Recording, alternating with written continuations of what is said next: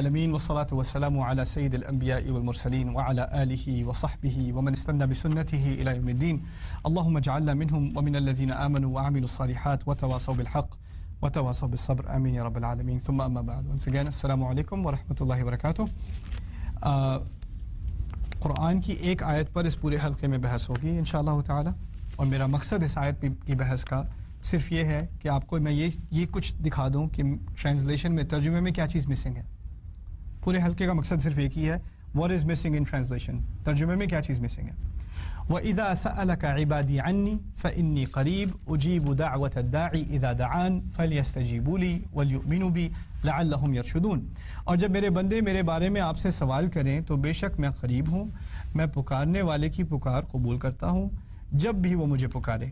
تو چاہیے کہ وہ بھی میرا حکم مانیں اور چاہیے کہ وہ مجھ پر ایمان لائیں تاکہ وہ ہدایت پائیں. یہ ترجمہ میں لکھ کے لایا ہوں اردو ترجمے سے تاکہ آپ کے سامنے یہ روانی سے پیش کر دوں. ترجمہ سمجھ میں آیا ہے؟ اوکے اچھا، اب شروع کرتے ہیں. وَإِذَا سَأَلَكَ عِبَادِي عَنِّي، جب میرے بندے آپ سے میرے بارے میں سوال کریں. یہ پہلا حصہ ہے آیت کا. اب شروع کا لفظ ہے اذا. اذا کہتے ہیں جب کو، when. دوسرا لفظ عربی میں ہے ان کہتے ہیں اگر کو. یعنی یہ کہا جا سکتا تھا جب میرا بندہ آپ سے سوال کرے، یا جب میرے بندے آپ سے سوال کریں، یا اگر میرے بندے آپ سے سوال کریں. تو جب اور اگر میں کیا فرق ہے، تھوڑا سا فرق سمجھنے کی کوشش کر لیں. ایک ماں ہے، اپنے بچے کو اس نے باہر بھیجا ہوا ہے پڑھائی کے لیے، 6 مہینے سے باہر گیا ہوا ہے، چھٹیوں میں آئے گا.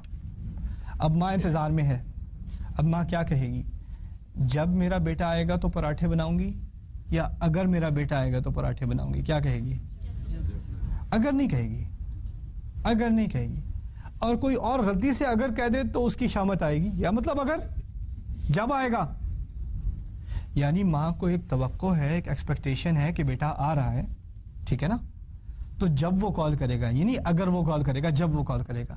تو جسے محبت ہو، جسے انتظار ہو، کوئی دور چلا گیا ہے اس کا انتظار ہو، وہ اگر کا لفظ استعمال نہیں کرتا، وہ جب کا لفظ استعمال کرتا ہے. جب کے معنی ہے ایک توقع ہے، ایک مراد ہے، ایک طرح سے ایک آس ہے دوسرے کے آنے کی.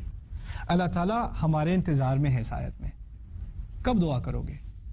یعنی اگر کرو گے، جب کرے گا، جب کرے. تو اس میں ایک توقع ہے. یہ پہلی بات. دوسری بات، اذا جب سے مراد ہے کہ یہ ہونا ہی ہونا ہے. اگر آپ اگر کا لفظ استعمال کریں تو ہو سکتا ہے ہو سکتا ہے نہ ہو، لیکن جب کا استعمال کریں تو آپ کو پورا یقین ہے کہ یہ ہوگا. اب آپ کو یہ نہیں یقین کہ آپ توبہ کریں گے کہ نہیں کریں گے. آپ کو اپنے بارے میں کوئی شورٹی نہیں ہے کہ آپ سیدھے راستے پہ آئیں گے کہ نہیں آئیں گے، لیکن اللہ تعالیٰ کو آپ کی طرف سے شورٹی ہے کہ یہ بندہ میرا واپس آئے گا اور مجھ سے دعا کرے گا. وَإِذَا سَأَلَكَ، عربی اور اردو میں اور انگلش میں، باقی زبانوں میں زمین آسمان کا فرق ہے. عربی زبان میں جب ماضی کا لفظ استعمال کریں نا تو اس کے مزید معنی بھی نکلتے ہیں. صرف ماضی کے معنی نہیں نکلتے، اس کے مزید فائدے بھی ہوتے ہیں. اس کے فائدوں میں سے ایک فائدہ یہ ہے کہ جو بات ایک دفعہ ہو اس کو ماضی میں استعمال کرتے ہیں، جو بات بار بار ہو اس کو حال میں استعمال کرتے ہیں. سألہ کا لفظ یہاں ماضی میں استعمال ہوا ہے as opposed to اذا یسألوک عبادی سألک، یعنی میرے بارے میں آپ سے میرا بندہ ایک مرتبہ بھی سوال کر لے. یہ نہیں کہ بار بار سوال کرے، ایک دفعہ پوچھا ہے، ایک دفعہ پوچھا ہے. اس میں بھی بڑی حکمت ہے. یعنی وہ انسان جو صرف ایک مرتبہ بھی اللہ تعالیٰ کے پاس آئے، وہ بھی یہ نہ سمجھے کہ میں تو ہر روز تو میں نماز پڑھتا نہیں ہوں، ہمیشہ تو میں عبادت کرتا نہیں، وہ کیا میری کیا سنے گا. وہ تو جو لوگ ہر سال حج پہ جاتے ہیں، ہر رات جو ہے تہجد پڑھتے ہیں، ان کی دعا سنتا ہے. میں تو گناہ گار آدمی ہوں، میری کہاں سنے گا وہ. وَإِذَا سَأَلَكَ عِبَادِي، میرے وہ گناہ گار بندے سمجھ لیں جو کتنی دفعہ میرے بارے میں پوچھیں گے؟ ایک مرتبہ. عنی، پھر ان سے فَإِنِّي قریب، پھر میں بہت بے شک میں قریب ہوں، بے شک میں قریب ہوں. اس کو بھی سمجھنے کی کوشش کریں. اللہ تعالیٰ کے بارے میں بہت سارے سوال ہیں، بہت سارے. اس کی عبادت کیسے کی جائے، اس کے نام کیا ہیں، ان ناموں کے معنی کیا ہیں، اس کی توقعات کیا ہیں، کس بات کا اجر ملے گا، کس بات کی سزا ملے گی، کیسی غلطی معاف ہوگی. بہت سارے سوال ہیں، لیکن ان سب سوالوں کو چھوڑو. پہلی بات سمجھنے کی کوشش کرو. ایک ہی بات سمجھنے کی ضرورت ہے تمہیں. جو بھی سوال پوچھو پہلا جواب یہ ہے، میں قریب ہوں، میں قریب ہوں. یہ ایک بات سمجھ آ گئی، باقی سب سمجھ آ جائے گا. یہ ایک بات سمجھ نہیں آئی، کچھ بھی سمجھ نہیں آئے گا. بے شک، کبھی اس بات میں شک مت کرنا، انی، بے شک میں قریب ہوں. آپ کو پتہ ہوگا قرآن میں کبھی میں کا لفظ استعمال ہوتا ہے اللہ تعالیٰ کے لیے، کبھی ہم کا لفظ استعمال ہوتا ہے. اس بارے میں بعد میں تفصیل سے بحث ہوگی. ابھی صرف اتنا بتا دوں کہ ہم کا لفظ فارمل ہے، میں کا لفظ انفارمل ہے. یا تو اللہ تعالیٰ کو بہت ہی زیادہ غصہ ہو تو میں کا لفظ استعمال ہوتا ہے، یا بہت ہی زیادہ محبت ہو تو میں کا لفظ استعمال ہوتا ہے. عام طور پہ میں کا لفظ استعمال نہیں ہوتا. انا کا لفظ قرآن میں یا انی کا لفظ قرآن میں عام حالات میں استعمال نہیں ہوتا. خاص اس کے خاص مقامات ہیں. یہ خاص مقام ہے. یہ بندہ اللہ تعالیٰ سے اتنی دور گیا کہ ایک دفعہ سوال پوچھتا ہے اور اللہ تعالیٰ اس سے کہتا ہے بے شک میں خود قریب ہوں، انی قریب، انی قریب. آگے چلیے. اب اس آیت میں اللہ تعالیٰ نے اپنی قربت کا تو اظہار کر دیا کہ وہ قریب ہے، لیکن قریب تھوڑی دیر کے لیے یا ہمیشہ کے لیے؟ یہ بھی سوال بنتا ہے. مقترب عربی میں کہتے ہیں جو قریب آ جائے. قریب اسے کہتے ہیں جو ہمیشہ قریب ہو. رحیم اسے کہتے ہیں جو ہمیشہ رحم کرے. حکیم اسے کہتے ہیں جس کے پاس ہمیشہ سے حکمت ہو. قریب اسے کہتے ہیں جو ہمیشہ قریب ہو. اللہ تعالیٰ کہہ رہا ہے کہ میں تو ہمیشہ سے قریب تھا، اب اور قریب آ گیا. فإنی قریب. تم دور گئے تھے، تم نے دوری کی تھی، میں نے دوری نہیں کی تھی. فإنی قریب. اچھا آگے عبادی. عبادی کا لفظ میرے بندے، اس کا جو مفرد ہے، جو واحد ہے اس کا، وہ عبد ہے یا عابد ہے. عبد عابد دونوں تقریباً ایک ہی معنی کے ہیں. اللہ تعالیٰ نے ہمیں اس آیت میں عبادی کہا نا، میرے بندے، میرے غلام. اسی طرح سمجھ لیں میرے غلام. غلام وہی ہوگا جو آقا مانے. اس آیت میں انسان بھولا ہوا تھا نا اپنے آقا کو، آقا کی بات مان بھی نہیں رہا تھا، بلکہ اس کے بارے میں تو سوال بھی نہیں پوچھتا. کبھی بھٹکے سے ایک دفعہ سوال پوچھ لیا، لیکن پھر بھی میرا بندہ ہی رہا. اس نے مجھ سے اپنا تعلق توڑ لیا، میں نے اس سے اپنا تعلق نہیں توڑا، وہ پھر بھی میرا بندہ ہے. یہ نہیں کہا وَإِذَا سَأَلَكَ الْغَافِلُونَ عَنِّي فَإِنِّي قَرِيب، جو مجھ سے غافل ہیں اگر وہ پوچھیں تو میں قریب ہوں. نہیں، یہ میرے بندے ہی ہیں، یہ میرے بندے ہی ہیں. غلطی کی ہے انہوں نے، ٹھیک ہے، بہت غلطیاں کی ہیں، وہ بھی ٹھیک ہے، مجھے بھول گئے پھر بھی ٹھیک ہے، پھر بھی میرے بندے ہیں. اور جب میرے بارے میں پوچھے میں پھر بھی اپنے آپ کو قریب کر رہا ہوں ہمیشہ کے لیے. پھر ایک نہیں بہت ہے، ایک نہیں بہت ہے. اگر کوئی کمپنی کا سی ای او ہے، اس کے 1000 امپلائی ہیں، کیا آپ کو پتہ ہے ہر ایک کے نام جانے گا؟ وہ نہیں، اپنے سینئر مینیجر کے نام جانے گا، وائس پریزیڈنٹ کا نام جانے گا. اگر شاید غلطی سے گزر گیا کسی کی کیوبیکل سے، اس کو کہہ دیا گڈ جاب، اس کی تو عید بن گئی. سی ای او واک بائی مائی آفس. سمجھ رہے نا؟ جو جتنی ہائی پوزیشن میں ہو، اس کا جو نیچے کے لیول کے لوگ ہیں ان سے تعلق نہیں رہتا، کم سے کم ہوتا جاتا ہے. اللہ تعالیٰ اس اگلی آیت میں کہہ رہا ہے اجیبو. اب بہت سارے بندے میرے بارے میں پوچھ رہے ہیں، ایک نہیں پوچھ رہا، بہت سارے پوچھ رہے ہیں. اجیبو، میں فوراً جواب دیتا ہوں. استجیبو کہتے ہیں جواب دینے کو، لیکن وہ فوراً نہیں ہوتا.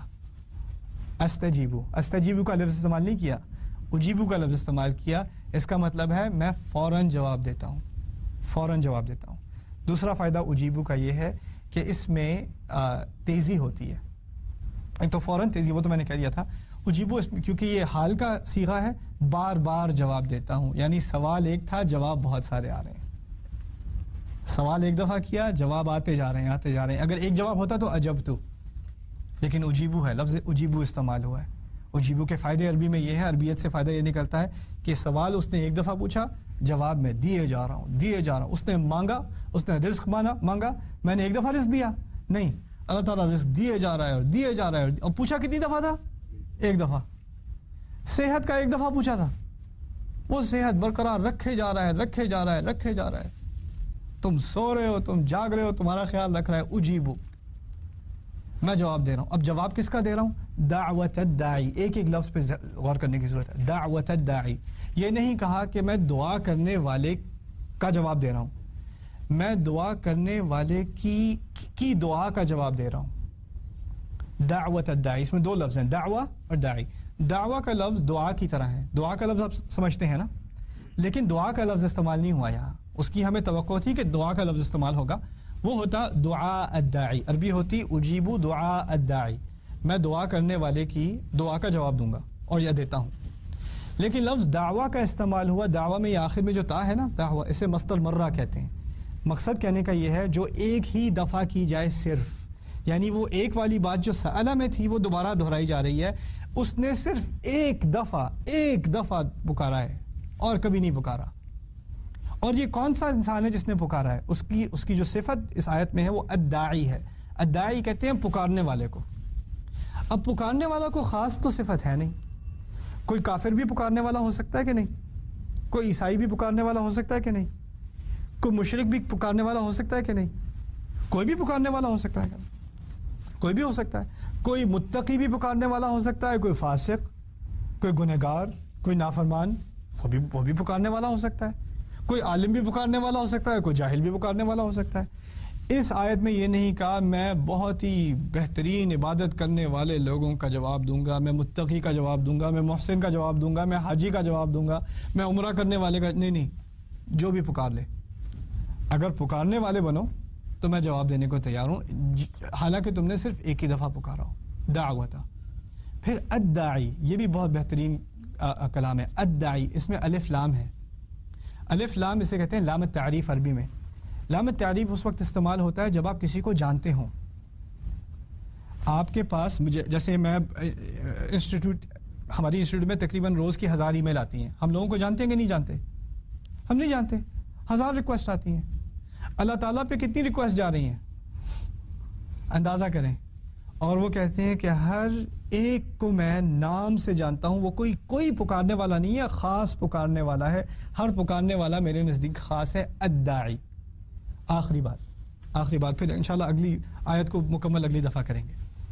اذا دعان, آپ مجھے بتائیں کسی اسپیشلسٹ ڈاکٹر کے پاس ایسی اپوائنٹمنٹ مل جاتی ہے؟